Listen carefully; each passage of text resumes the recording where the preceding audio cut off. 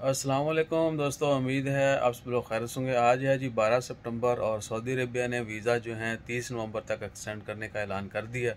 जितने भी लोगों को सऊदी अरेबिया के नए वीज़े इशू थे, विज़िट वीज़ा था या कोई भी दूसरा वीज़ा था, वर्क वीज़ा था, या वो लोग जो सऊदी अरेबिया से बाहर गए थे अपने मुल्कों में छुट्टी पर या दीगर, वो वापस नहीं जा सके कई महीनों से, उन तमाम लोगों के वीज़ा जो हैं, बेशक किसी का वीज़ा एक्सपायर हो गया वाटीवर, उन तमाम लोगों के वीज़ा 30 नवंबर तक फ्री में एक्सटेंड कर दिए गए।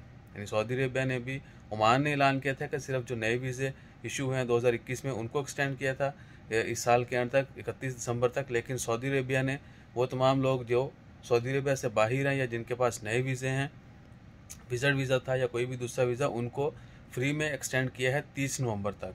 तो कह सकते हैं कि सऊदी अरेबिया 30 नवंबर तक फ़्लाइट ऑपरेशन हमारी कंट्री से स्टार्ट नहीं करने जा रहा। पाकिस्तान की फ़्लाइट जो बंद हैं, तो पाकिस्तान से क्या हो रहा है कि जब ओमान के वीज़े ओपन हुए तो बहुत सारे लोग ओमान में आ रहे हैं, सो विजिट वीज़ा लेके यहाँ पे 14 दिन स्टे करने के बाद आगे सऊदी अरेबिया जा रहे हैं। सो इंशाअल्लाह खैर ओमान से बजरिया पाकिस्तान से बजरिया ओमान या दीगर दूसरे ममालिक जो रेड लिस्ट में है सऊदी अरेबिया की, वहाँ से लोग जो है ओमान में आते हैं, ओमान से या बहरीन से 14 दिन स्टे करते हैं, फिर सऊदी अरेबिया जाते हैं।